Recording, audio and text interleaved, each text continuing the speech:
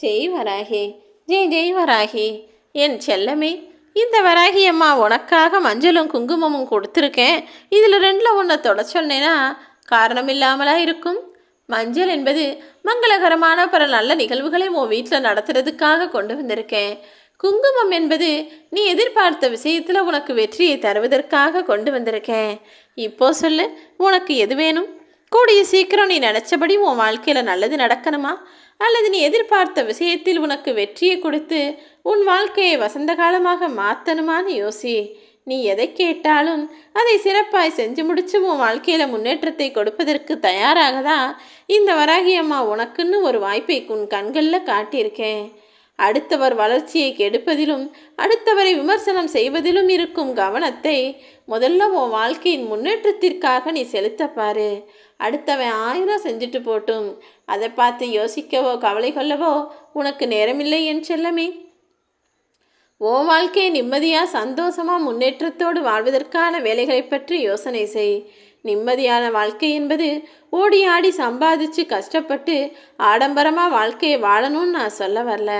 இருக்கிறத வச்சுக்கிட்டு நோய் நொடி இல்லாமல் நன்றாக மகிழ்வாக ஆரோக்கியமாக வாழ்வதே சிறந்தது. மற்றவரை கெடுத்து வாழ்வதை விட பலருக்கு கொடுத்து வாழ்வது தானே நல்ல வாழ்க்கையாக இருக்கும்.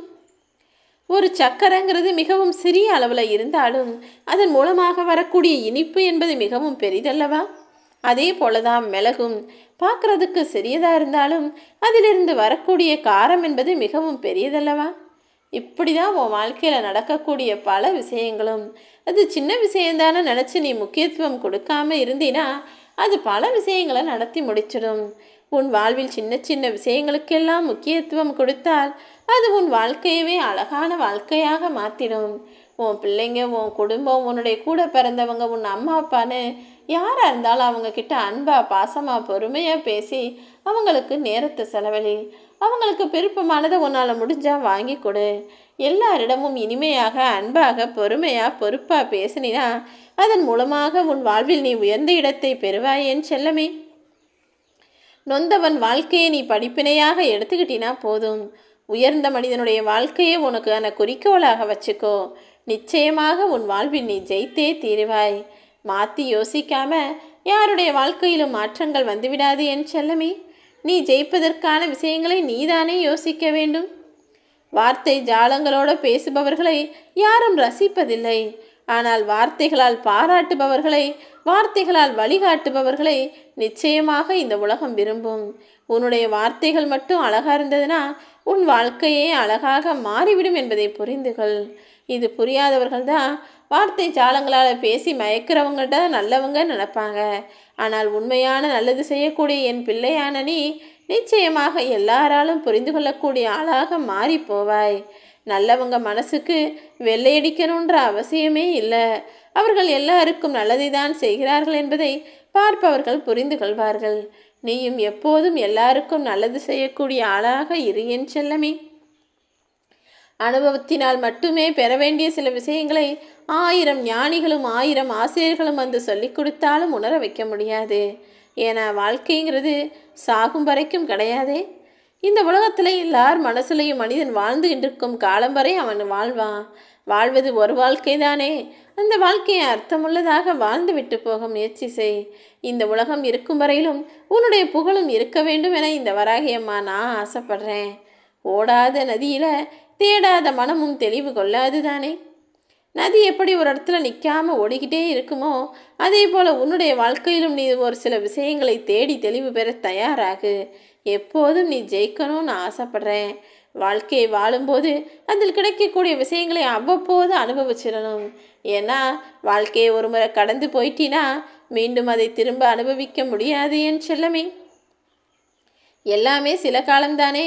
உன்னுடைய எதிர்பார்ப்பை நீ குறைச்சிக்கிட்டினா ஏமாற்றங்கள் எதுவும் பெருசாக இருக்காது. நான் வலிமையுள்ள ஆளாக இருக்கணும், வீரமுள்ள ஆளாக இருக்கணும் நீ நினைக்கிறதை காட்டிலும் மற்றவங்க உன்னை பார்த்து பெருமைப்படக்கூடிய அளவுக்கு நல்ல ஆளாக இரு. ஏன்னா நீ அன்போடும் பாசத்தோடும் மற்றவங்களிடம் பழகினாலே நிச்சயமாக பெருமையும் சீரும் சிறப்பும் உனக்கு வந்து சேரும். ஒரு நகரத்தையே அடக்கி ஆளக்கூடிய ராஜாவாக இருப்பதை காட்டிலும் தன்னுடைய கோபத்தை அடக்கி ஆளக்கூடிய நல்ல மனிதனாக நீ இரு. மனிதனுடைய வாழ்க்கை என்பது சில நேரங்களில் முடிஞ்சு போய் விடுகிறதா என்ன? ஒவ்வொரு நொடியும் ஒவ்வொரு நிமிடமும் உன் வாழ்க்கையை முழுமையாய் வாழ பழகு. புயல் அடித்தாலும் அசையாத பாறை போல உன்னை என்னதான் புகழ்ந்தாலும் மயங்காமல் வாழ பழகு.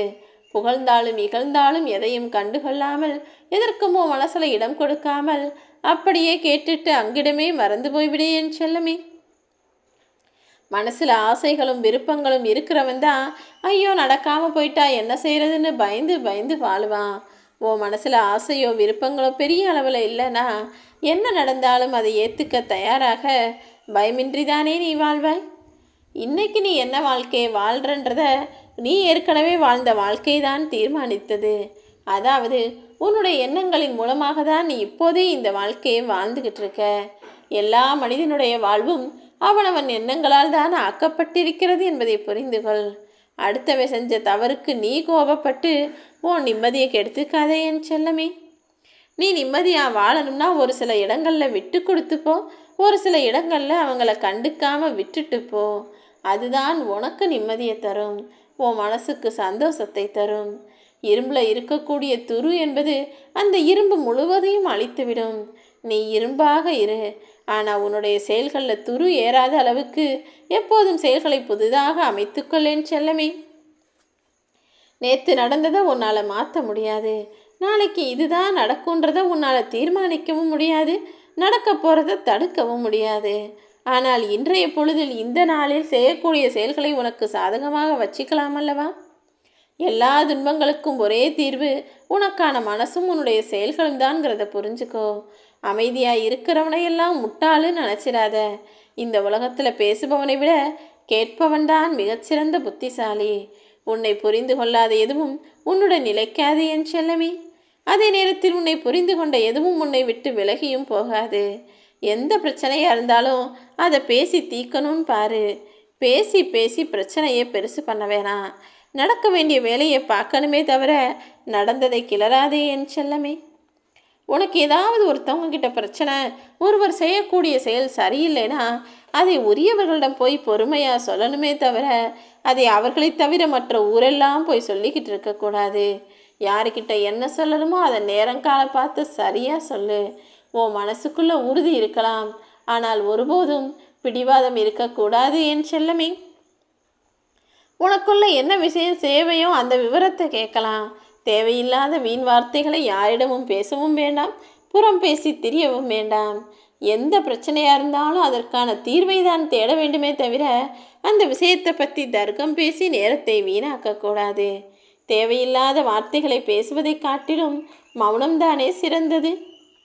எப்போதுமே மனுஷன் மன அழுத்தத்திலேயே வாழக்கூடிய கலியுக காலமாக இது மாறிவிட்டது.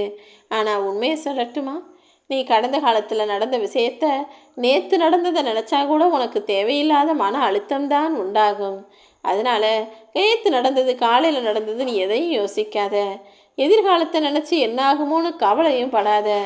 மன அமைதியோடு இந்த நிகழ்காலத்தை ரசித்து அனுபவித்து வாழ பழகு.